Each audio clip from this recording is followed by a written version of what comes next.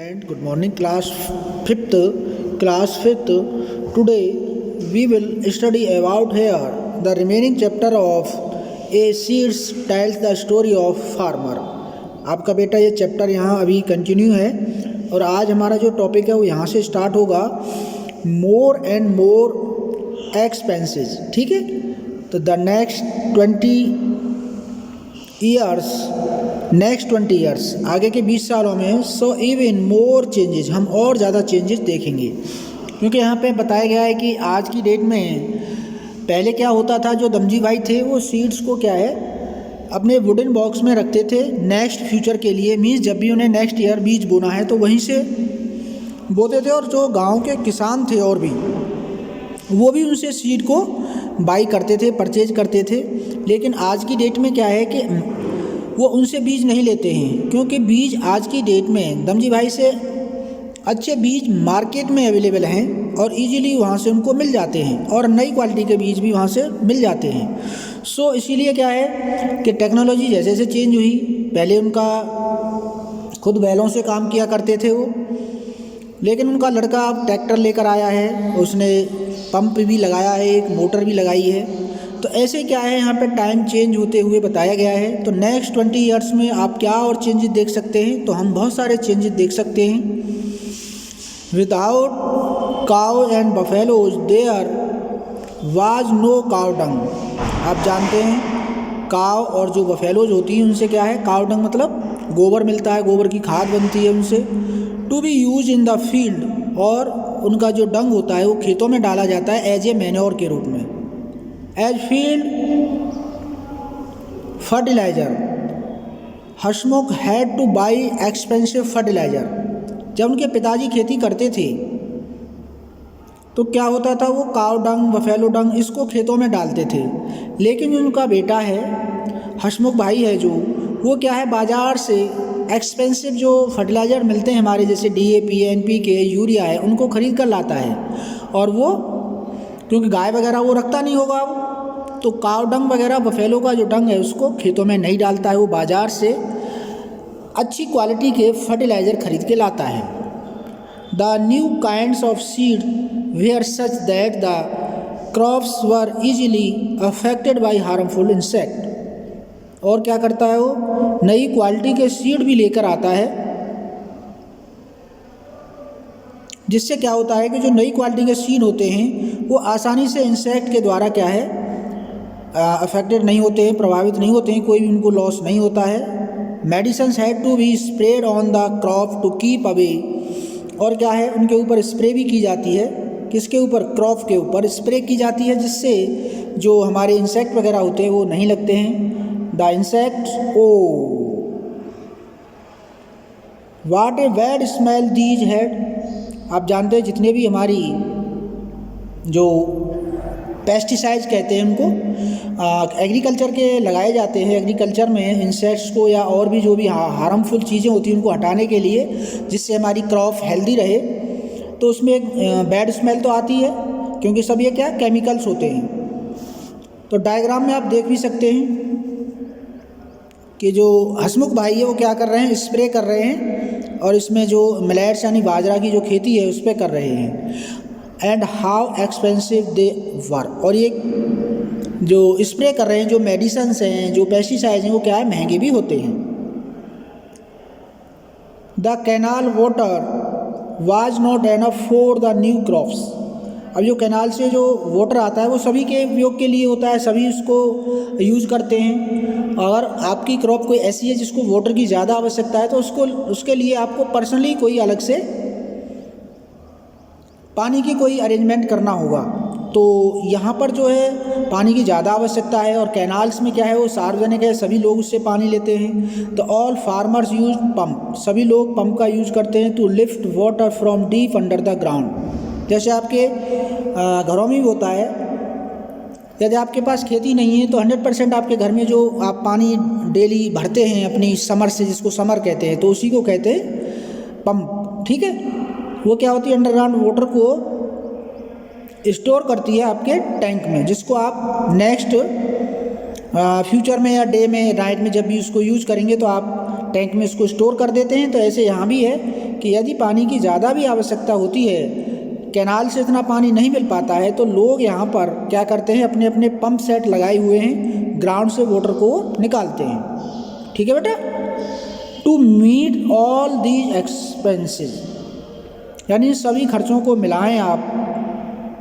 Loans had to be taken from the banks, तो लोग इन सभी खर्चों को करने के लिए क्या करते हैं, बैंक से लोन लेते हैं। Whatever little profit was made was use to repay loan. ठीक है। Whatever little profit was made, जब थोड़ा प्रॉफिट हो जाता है तो क्या करते हैं, ये दोबारा से फिर लोन ले लेते हैं, भर देते हैं उसको, ऐसा चलता रहता है, जिसको आज की डेट में हम कहते हैं KCC, किसान क्रेडिट कार्ड। ऐसे गवर्नमेंट ने सभी किसानों को दिया हुआ है, बहुत ही लो इंटरेस्ट पर वहाँ से लोन मिल जाता है, और जब भी आपको आपकी क्रॉप में प्रॉफिट हो तो आप उसको बेचकर क्रॉप को, अपने लोन को भर सकते हैं और फिर दोबारा से लोन ले सकते हैं। But there was little profit, everyone was growing cotton, everyone was growing cotton, यानी जब प्रॉफिट हो रहा है तो सभी लोग यहाँ पर क्या है, कॉटन ग्रो कर रहे हैं। So cotton price were not as high as before, क्योंकि पहले जो ये हसमुख भाई है इसको पता था, क्योंकि ये शायद है थोड़ा टेक्निकल किसान है, जो टेक्निकल किसान होते हैं उनको पता रहता है किस क्रॉप में ज़्यादा प्रॉफिट है, तो इसने सबसे पहले कॉटन ग्रो कराया था सबसे ज़्यादा, और मिलेट्स, क्योंकि इसमें इसको बेनिफिट हो रहा था। तो वहाँ के सभी किसानों ने कॉटन को उगाना शुरू कर दिया। अब क्या होगा, जब ज़्यादा अमाउंट में प्रोडक्शन हो रहा है तो उसके रेट क्या हो गए, डाउन हो गए।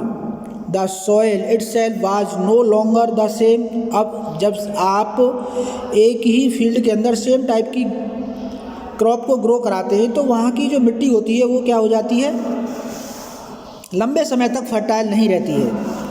Growing the same crop over the over, मतलब लंबे समय तक आप बार बार एक जैसी फसल उगाते रहेंगे। And using so many chemicals, और आप जानते हैं सपोज आप कॉटन ही कर रहे हैं तो कॉटन ही कॉटन हो रही है लगातार उसी खेत में, और आप एक डेफिनेट टाइप के, क्योंकि जो कॉटन को आवश्यकता है, ऐसे केमिकल्स में डाल रहे हैं, तो उससे क्या होता है, हैड अफेक्टेड द सॉइल, तो उससे आपकी जो सॉइल है बहुत ज़्यादा प्रभावित होती है। So much that now nothing could grow well there, इसीलिए क्या है, जब आप लंबे समय तक ऐसा करते रहेंगे तो जो क्रॉप आप उसमें बो रहे हैं वो अच्छी तरह से ग्रो नहीं करेगी। It was becoming difficult to earn a living by farming alone, तो ये क्या हो जाता है, इट वाज बिकमिंग डिफ़िकल्ट हो जाता है, टू अर्न मतलब कमाना, ए लिविंग बाई ए फार्मर, अकेले फार्मर को क्रॉप ऐसी ग्रो कराना फिर क्या है, डिफ़िकल्ट हो जाता है। वहाँ पर या तो उसके पास अच्छी ज़मीन हो, बार बार उसको चेंज करके उसमें अलग अलग टाइप की क्रॉप्स को ग्रो कराए। Hasmukh to change with the times, Hasmukh भी टाइम के अकॉर्डिंग चेंज हो जाता है, यानी अपने आप को चेंज करता है। He is often tense and angry most of the time, उसको टेंशन रहता है, एंग्री रहता है अधिक समय। हिज एजुकेटेड सन्स, परेश, उसका जो परेश नाम का जो बेटा है जो पढ़ा लिखा है, did not want to do farming, वो किसान मतलब खेती करना नहीं चाहता है। He now started work as the truck driver, अब वो ट्रक ड्राइवर का काम करना शुरू कर देता है। After all the bank loan still had to be repaid, क्या है जो उसने बैंक से लोन लिया है उसको भी पेड करना है उसको। Often Paresh has not come home for a day, मतलब लंबे समय तक आप जानते हैं ड्राइवर्स जो होते हैं लंबे समय तक बाहर रहते हैं, तो परेश भी है वो क्या है, डेली घर नहीं आता है। At times he is away for a week, और वो लगभग एक वीक्स के बाद ही घर आता है, एक वीक्स तक वो बाहर ही रहता है। 2 days back when he came home, 2 दिन हुए हैं, 2 दिन पहले की बात है जब वो घर आया था। Paresh started looking for something, he asked his mother, अपनी माँ से कहता है, वेयर इज दादाजी वुडन सीट, दादाजी के जो वुडन सीट के जो बॉक्स हैं वो कहाँ पर हैं। It will be useful to keep the screw and the tools for the trucks, क्योंकि जो अब उन्होंने बनाए थे किसके, लकड़ी के, अब वो कह रहा है कि मेरे काम आएंगे, उसमें अपने टूल्स वगैरह जैसे ट्रक के होते हैं ना, अपने कुछ औजार होते हैं उनको रखने के लिए। Now do you understand why I told you my story. Now अब डू यू अंडरस्टैंड, आप समझ चुके हैं। Why I told you my story, मैंने आपको अपनी स्टोरी क्यों बताई। ठीक है, ये तो ये सीड की, बाजरा की जो सीड है उसकी कहानी यहाँ पे चल रही है। ठीक है, यहाँ पे प्रोजेक्ट वर्क दिया हुआ है, कुछ प्रोजेक्ट करना है आपको, और यहाँ पे जो कृषि है वो भी दी गई है। ठीक है ना, तो इसका आज कंप्लीट नहीं होगा ये। एक यहाँ पे देखते हैं यहाँ पे क्या दिया हुआ है, हम इसको प्रोजेक्ट वर्क में देखते हैं। What questions come to your mind about farmers, आपके माइंड में क्या आता है किसानों के बारे में और खेती करने के बारे में। Write some questions in your group, अपने ग्रुप में कुछ क्वेश्चंस लिखिए। एंड आस्क ए फार्मर, और एक किसान से पूछिए। For example, how many crop do they grow in a year, एक साल में वो एक फील्ड से कितनी क्रॉप ग्रो कराते हैं, ये सारी चीज़ें आप पूछ सकते हैं। अब यहाँ पे क्या है, ट्यूसडे 18 दिसंबर 2007 आंध्र प्रदेश की बात है। Read the report from a newspaper and discuss it, इस रिपोर्ट को पढ़िए और इस पर डिस्कस कीजिए। Farmers in Andhra Pradesh have been sent to jail for not being able to pay back their loans. जैसे सपोज क्या है, गवर्नमेंट का रूल होता है कि जो केसीसी वो देते हैं, जो लोन बैंक देते हैं, वो समय पर नहीं चुकाते हैं, या तो लोन दीजिए वरना फिर आपको कानूनी कार्रवाई झेलनी पड़ सकती है। तो ऐसा ही यहाँ पर हुआ है, आंध्र प्रदेश के लोग हैं वो लोन नहीं चुका पाए हैं और इसके बदले में उनको जेल में डाल दिया गया है। They had suffering from a big loss in farming. ऐसा क्यों हुआ है, क्योंकि उनकी खेती में एक बहुत बड़ा लॉस हुआ है जिसकी वजह से वो लोन नहीं भर पाए थे। वंस ऑफ दीज फार्मर, उनमें से एक फार्मर है, क्या है, नलप्पा रेड्डी, ठीक है नाम का है, had taken a bank loan RS 24,000 to repay the loan he had to take another loan. उसने इसको चुकाने के लिए, यानी उसने एक बैंक से लोन लिया 24,000 रुपये का, इसको चुकाने के लिए उसने दोबारा से किसी और से बैंक से लोन लिया। ठीक है, यानी इसको भर दूंगा, उसको जब फसल आएगी दोबारा भर दूंगा। From A private money lender, आप प्राइवेट मनी लेंडर का मतलब जानते हैं, जो जमींदार होते हैं जिनके पास पैसा है, जो परसेंट पर देते हैं। ठीक है, तो उससे उसने धन ले लिया है at a high rate of the interest, मतलब ज़्यादा इंटरेस्ट पर लेकर के इससे लेके बैंक में भर दूंगा और मेरी फसल आएगी तो मनी लेंडर को दे दूंगा। इवन आफ्टर रिपेइंग RS 34,000, देखो बैंक को उसको 24,000 देने थे तो उसने 34,000 दे दिए हैं। जो रेडी है नाम का व्यक्ति है जिसने लोन लिया है, could not repay the entire loan, उसका पूरा लोन नहीं चुका है अभी तक। 24,000 की जगह 34,000 वो दे चुका है, लेकिन फिर भी उसका लोन अभी नहीं चुका है। Reddy says the bank send farmers to jail for not paying back small loans, यानी जिन्होंने थोड़ा लोन जिनका रह गया है वो भी जिन्होंने नहीं दिया है उनको भी उन्होंने जेल में भेज दिया है। But what about the big businessman, लेकिन आपका क्या ख्याल है जो बड़े बड़े बिजनेसमैन होते हैं, they take loans of crores of rupees, वो तो करोड़ों में लोन लेते हैं। नथिंग हैपन्स टू देम, उनके साथ कुछ भी नहीं होता है, ये रियलिटी है। बड़े बड़े बिजनेसमैन जो होते हैं, सरकार उनसे क्या है, उनके लोन को माफ़ भी कर देती है, ऐसा भी देखा जाता है, और किसान के लोन को माफ़ नहीं किया जाता है। Nothing happen to them when they do not return the money, क्योंकि सरकार को उनसे मोटा पैसा मिलता है। Nalappa Reddy story is shared by the thousand of farmers of India, हज़ारों किसानों की कहानी उन्होंने यहाँ पर शेयर की है। Who are suffering huge losses, जिनको बहुत बड़ा नुकसान हुआ है कि खेती के अंदर।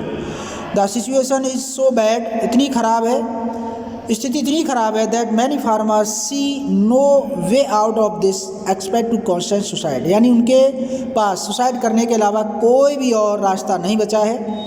According to government figures 1,50,000 farmers have died like this between 1997-2005 के बीच में लगभग 1.5 लाख किसानों ने अपनी लोन न चुकाने की वजह से, ऐसे ही लॉस की वजह से आत्महत्या कर ली है। दिस नंबर में बी मच हायर, और ये जो नंबर है संख्या ये और भी ज़्यादा है वो इंडिया के अंदर। इससे जो नेक्स्ट है आपका, उसको हम नेक्स्ट वीडियो में कवर करेंगे। यहाँ पर भी क्या है, एक कहानी बताई गई, उसको बाद में देखेंगे गुजरात की।